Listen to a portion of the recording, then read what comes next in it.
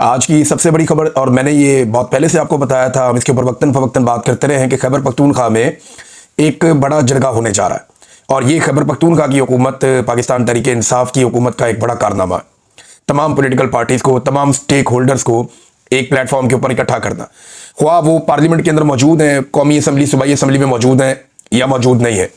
यानी जो पार्टी है PTM, उसको भी बुलाया गया, बलूचिस्तान की पार्टियों को भी बुलाया गया, खैबर पख्तूनख्वा की तमाम पॉलिटिकल पार्टीज को इसके अंदर दावत दी गई और तमाम के रहनुमाओं को कहा गया कि आप आए और आकर इसमें शिरकत करें। मीडिया के नुमाइंदगान को बुलाया गया। यहाँ पे जो है वो बहुत सारे मुशरान हैं, वो भी आए हैं, दीगर स्टेक होल्डर्स भी आए हैं, जो कानूनी दिमाग हैं वो भी इसका हिस्सा बने हैं और सबको बात करने का मौका मिला। कई घंटे तक ये जरगा चला और इस जरगे के बाद अब एक मुश्तरका एलामिया जारी किया जाएगा। जब मुश्तरका एलामिया आएगा तो वो तफसीलात मैं आपको बताऊंगा। लेकिन अच्छी बात क्या है, इस जरगे में एक यकजहती और एक भाईचारा देखने को मिला। यानी जो एक पाकिस्तान के अंदर फुकदान है ना, एक मुश्तरका सोच का, इकट्ठे होने का, वो हमें लगा कि यहां पे कंपनसेट हो रहा है। यानी जो मिलिट्री एस्टेब्लिशमेंट की एक पॉलिसी है कि हमेशा इनको डिवाइड करो फिर इनको रूल करो, यानी इनको आपस में लड़ाओ, इनको आपस में लड़ा के एक दूसरे का दुश्मन बना के तो इनके इख्तलाफात का फायदा उठाकर अपने इख्तिदार का रास्ता निकालो। ये मिलिट्री एस्टेब्लिशमेंट का तरीकाकार है। लेकिन पाकिस्तान तहरीके इंसाफ ने बदतरीन फस्तायत झेलने के बावजूद वो 25,000 बंदा इस पॉलिटिकल पार्टी का जेलों में डाल दिया। दर्जनों बंदे इस पॉलिटिकल पार्टी के कत्ल कर दिए गए, सरेआम कत्लेआम हुआ इस पॉलिटिकल पार्टी का। बेशुमार अभी जेलों में पड़े हुए हैं, लीडरशिप सारी की सारी जेलों में पड़ी हुई है। रोजाना इसके खिलाफ साजिश होती है, लेकिन इसके बावजूद आफरीन है इस पॉलिटिकल पार्टी को कि इसने तमाम पॉलिटिकल स्टेक होल्डर्स को बड़े दिल से इकट्ठा किया, सियासी और गैर सियासी तमाम स्टेक होल्डर्स को इकट्ठा किया और एक प्लेटफॉर्म के ऊपर लाकर बिठाया। और ना सिर्फ बिठाया बल्कि इज्जत के साथ बिठाया। मैं मनाजिर देख रहा था कि पुलिस की जानिब से आने वाले मेहमानों के ऑनर में सलामी दी जा रही थी। बाकायदा पुलिस का बैंड वहां पे मौजूद था। जो भी वफद पहुंचता था उसको पहले एक स्टेज पर ले जाते थे, वहां पे उन्हें सलामी दी जाती थी, गार्ड ऑफ ऑनर दिया जाता था। उसके बाद उन्हें ले जाकर जो है वो जरगा वाले हॉल में बिठाया जाता था।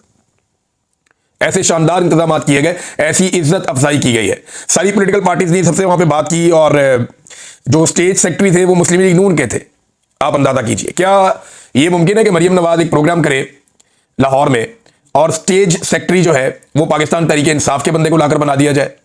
कभी नहीं हो सकता। या मुराद अली शाह करे वहां पे सिंध के अंदर और PTI को, तो PTI का झंडा ही नहीं उठाने देते, बात ही नहीं करने देते। और एक और अच्छी चीज ये है कि तमाम की तस्वीरें लगाई गई हैं इस जरगे के मेन पेज के ऊपर। जो इसका बड़ा पोस्टर है, जो बैनर थे इसके, उसके ऊपर तमाम पॉलिटिकल पार्टी या स्टेक होल्डर ने मैक्सिमम की तस्वीरें लगाई गई हैं और कहीं पे भी इमरान खान की फोटो नहीं लगाई गई।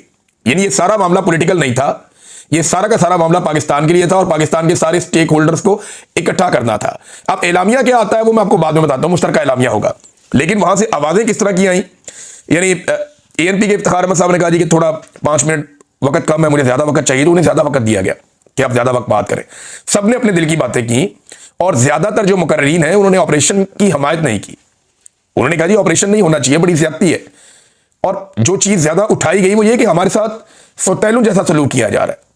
खैबर पख्तूनख्वा की पॉलिटिकल पार्टियों की अक्सरियत ने यह बात की है। मिसाल के तौर पे जमात इस्लामी के सराजुल हक है, उन्होंने कहा जी कश्मीर में मैं गया तो मैंने देखा कि लोगों के घरों के इर्द गिर्द 4 दीवारी नहीं है। तो मैंने कहा जी यहाँ इतना अमन कैसे है? तो वहां लोगों ने कहा कि जी यहाँ मादनियात नहीं है ना, तो इसलिए अमन है।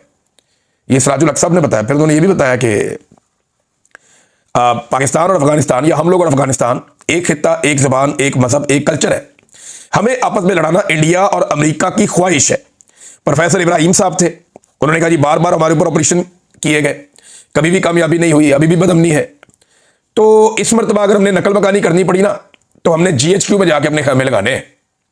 फिर यह भी बताया गया कि जो लोग 2008 और उसके आसपास के टाइम में जो लोग नकल मकानी कर गए थे वो अभी तक अपने घरों को वापस नहीं आ सके।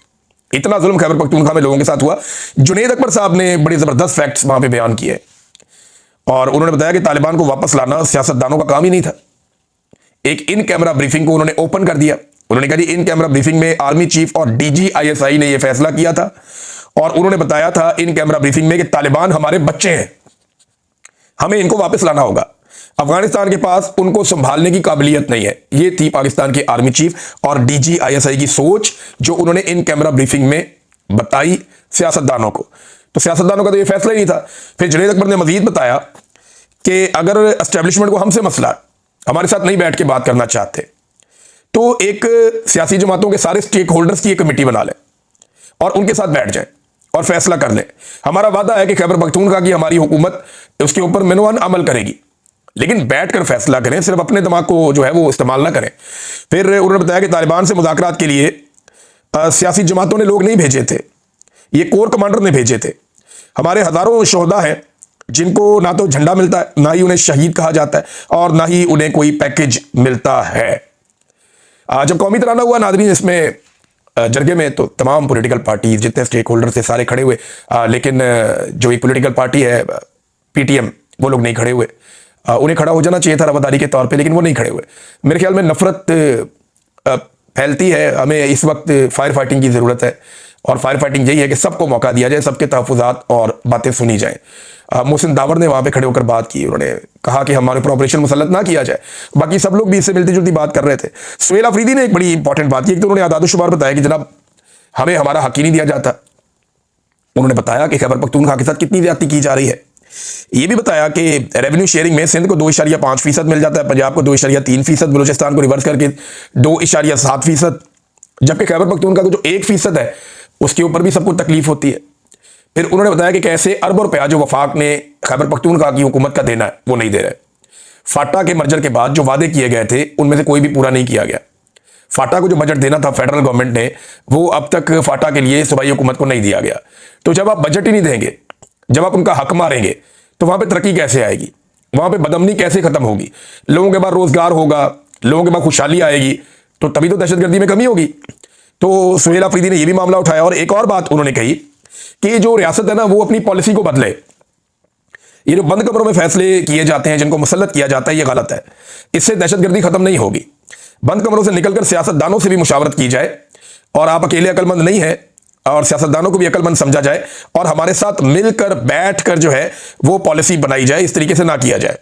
ये बहुत सारी और चीजें हैं, बहुत सारी और बातें हैं, लेकिन यह कि बड़ा हौसला अफजा एक जरगा था जिसमें सबकी नुमाइंदगी थी। तो खैबर पख्तूनख्वा की हुकूमत और खैबर पख्तूनख्वा के लोग मुबारकबाद के मुस्तहिक हैं कि कम से कम ये लोग इकट्ठे बैठे और इन्होंने अमन के लिए आवाज उठाई, और इनका जो एलामिया आएगा वो अब भेजा जाएगा तमाम स्टेक होल्डर्स को, एस्टेब्लिशमेंट को भी, ताकि आइंदा के लिए उस पर अमल दरामद किया जाए और अमन के रास्ते पे सब लोग चलें। अब नाज़रीन कुछ और खबरें हैं, उनकी तरफ आप आ जाएं। सबसे पहले तो हम चले जाते हैं जो आईनी तरमीम है 27वीं।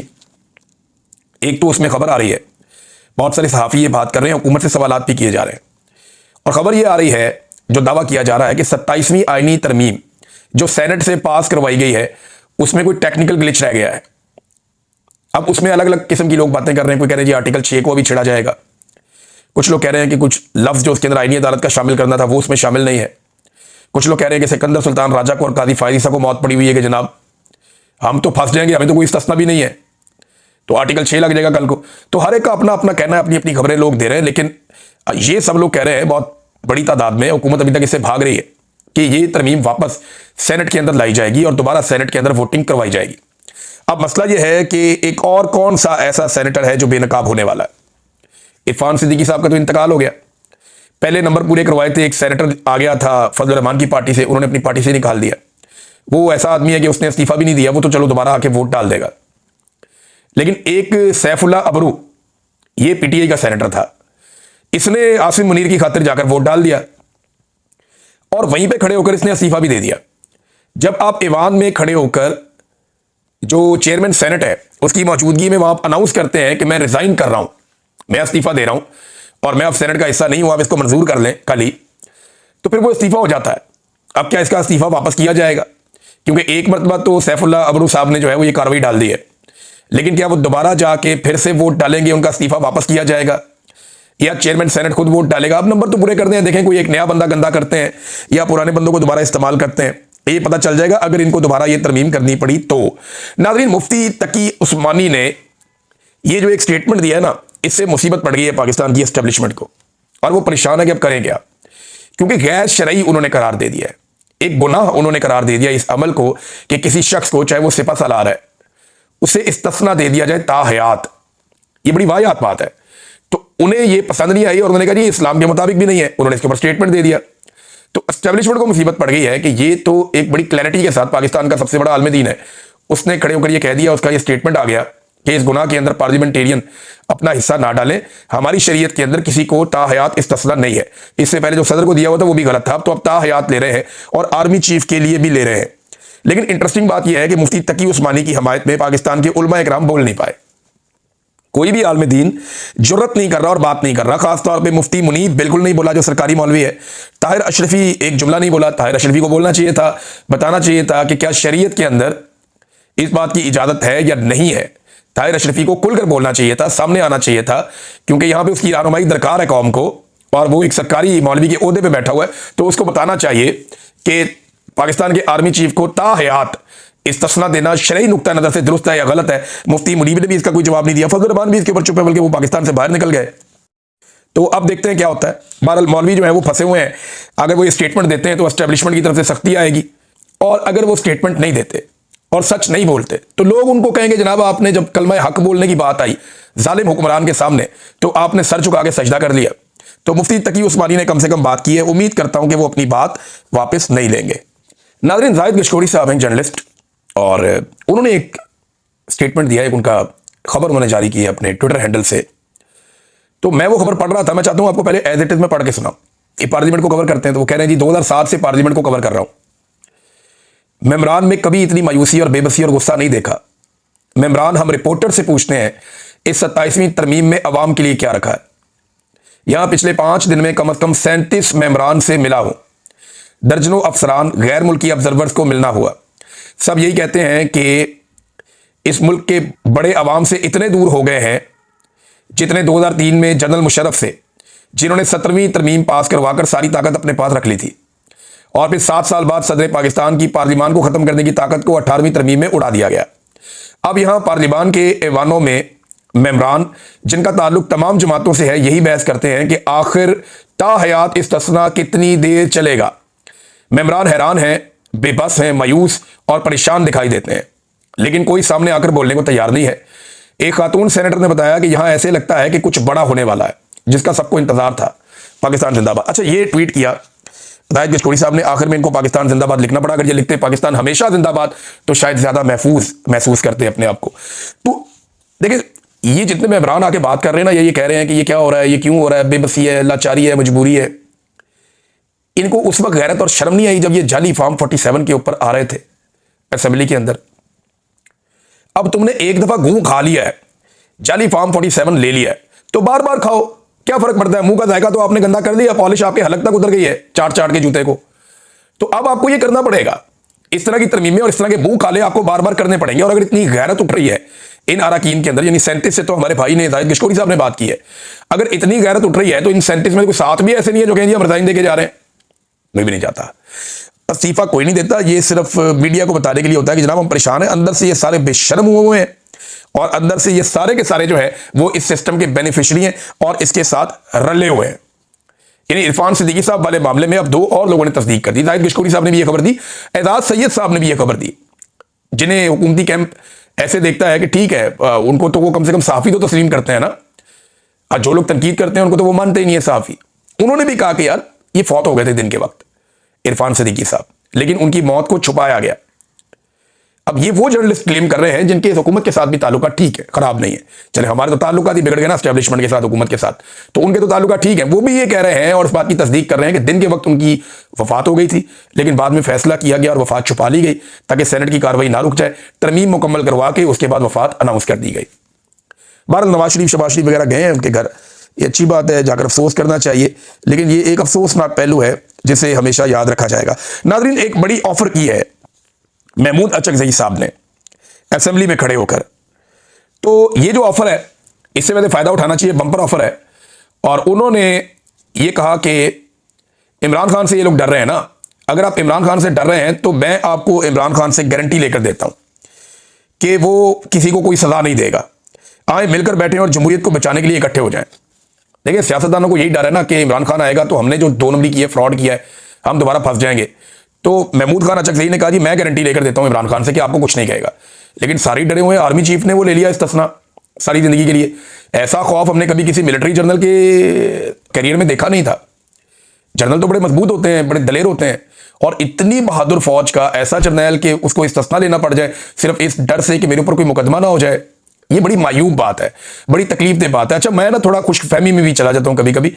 मुझे लगता है कि हो सकता है कि ये तरमीम के अंदर तब्दीली करवाई जा रही हो सकता है कि आर्मी चीफ कह दे कि भाई मेरा इस तसने वाली शिक जो है वो खत्म कर दें, यानी खुशफहमी कभी कभी पाल लेनी चाहिए। देखते हैं क्या होता है। बहरहाल ये इमरान खान साहब का खौफ तो इनके सर पे सवार है, और इसमें एक जो स्टेटमेंट है वो चौधरी निसार साहब का भी आया। चौधरी निसार साहब का एक प्रॉब्लम है, वो हमेशा देर कर देते हैं। जो भी काम करना होता है देर से करते हैं।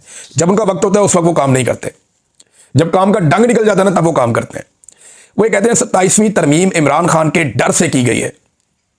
जिस बात का डर है वो मुझे मालूम है, लेकिन मैं अभी बता नहीं सकता, मुनासिब वक्त पर बताऊंगा। चौधरी निसार, ये खबर जो है ये कामरान वहीद साहब ने ये खबर जो है वो दी है, और उन्होंने इसके बारे में दावा किया कि चौधरी निसार अली खान साहब ने ये बात की है। नाज़रीन, आखिर में 27वीं आईनी तरमीम के हवाले से मैं आपको पढ़ के सुनाता हूं। पाकिस्तान तहरीक इंसाफ ने एक ताज़ियती बयान जारी किया है, तो बड़ा इंटरेस्टिंग है।